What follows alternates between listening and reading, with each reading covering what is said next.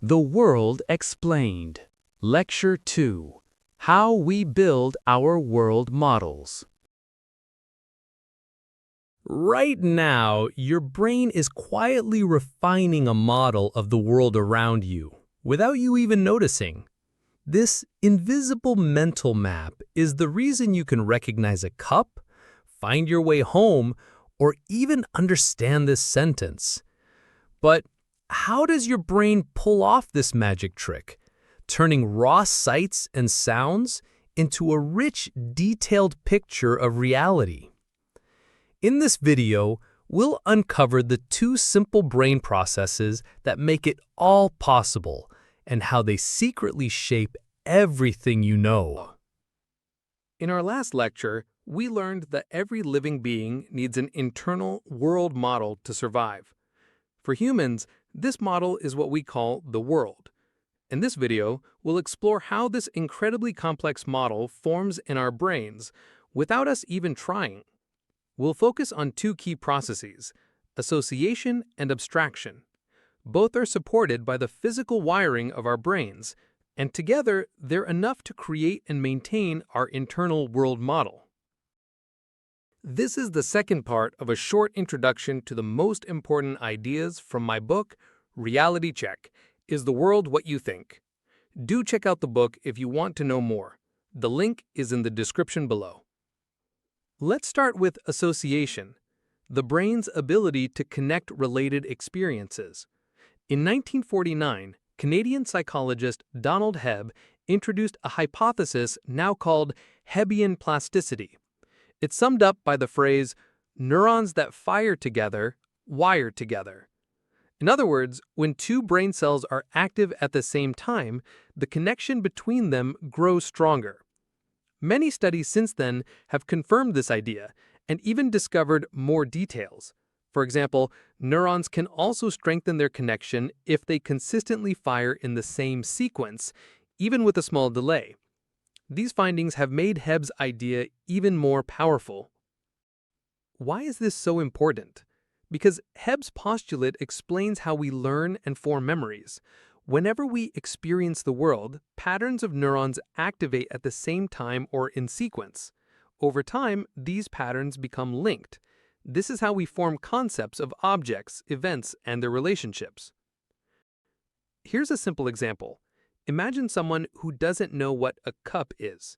When they see a cup, a group of neurons in their brain fires in response to the visual image. When they hear the word cup, another group of neurons fires in response to the sound. If we repeatedly show them a cup while saying cup, Hebbian plasticity creates links between those two groups of neurons. Now, just by seeing a cup, part of the hearing group will fire too, almost as if they're hearing the word even though they are not.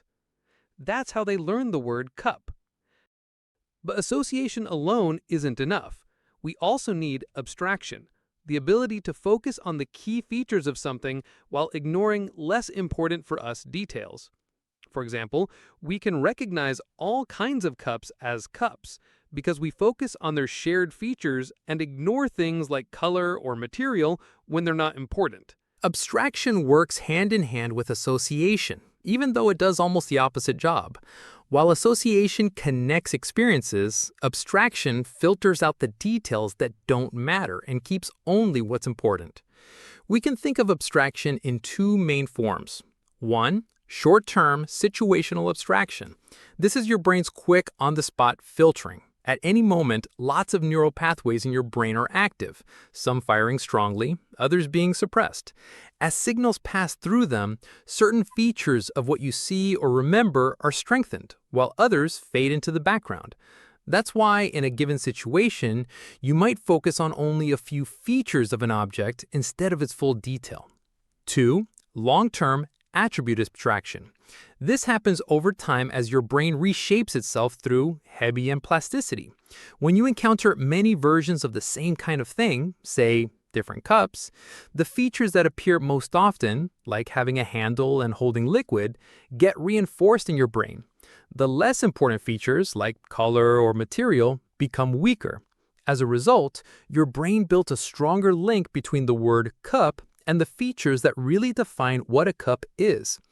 This ability to filter and generalize is what allows us to move from individual experiences to general concepts. Without it, we'd treat every dog, every cup, or every chair as a completely new thing. With abstraction, our mental world becomes organized and manageable. We will call associatively linked distinct groups of neurons, such as those in our cup naming example, a neme. Similar to a meme, a term famous evolutionary biologist Richard Dawkins used for a unit of cultural transmission, but focusing on its neuronal nature. Nemes are clusters of brain activity that tie together specific experiences or ideas. Think of a simple neme as a mental link between a direct experience, like seeing the color red or feeling pain, and its name. As we build and combine nemes, we form more and more complex nemes, eventually creating our entire internal world model. There are different types of nemes, depending on what they connect. The first and foremost important of them is the already familiar to us word name, a link between an object or an action and its name. Word names are essential because they let us group similar things under one umbrella, which makes thinking and communicating much easier. If a sign says "no dogs," it doesn't just apply to big Great Danes, it also applies to tiny Chihuahuas. By using abstraction along with association, word names help us avoid inventing a separate name for every single object. Instead, we can use one word to think about, talk about, and make decisions about whole categories of things. Word names break the world into manageable chunks for our brain to work with, forming the building blocks of our mental world. Word names can be transmitted from person to person and from generation to generation, accumulating the shared vocabulary of human civilization. But not all nemes are word names.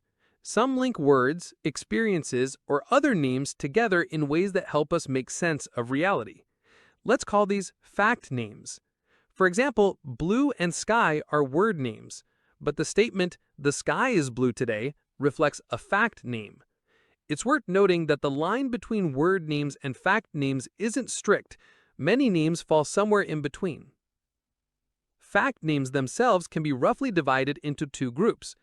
Event fact names, names of past events like "it rained last Sunday" or "Napoleon Bonaparte died on St. Helena." And relation fact names, names about how things are, like "water is made of hydrogen and oxygen," or "a book is lying on the table." Our brains don't just connect outside experiences, like sights and sounds, they also link in our internal sensations, such as body states and emotions. These become part of a neme as well. The famous neurologist Antonio Damasio called these links somatic markers. A somatic marker is basically a memory of how your body reacted to past events. These emotional memories are powerful. They don't just color how we experience the world, they also guide our decisions, often without us realizing it. When these markers pop up again, we usually experience them as gut feelings, and those gut feelings can strongly influence what and how we choose to act next. For example, if you once got into a fender-bender car accident, your body stored that feeling of extreme anxiety alongside the memory of the mishap. Later, even if you don't consciously think about it, that gut memory might nudge you to keep distance to the car in front much longer than normal. Or you may even develop fear of driving. In short, somatic markers are our brain's way of tagging experiences with emotional notes. Notes that help shape the decisions we make and the model of the world we carry inside us. To sum it up, word names let us parcel our experiences to fill our world with things. Fact names, in turn, connect those things into meaningful relationships. And finally, somatic markers add our personal sentiments toward these things and relations. Together, they form our internal world model.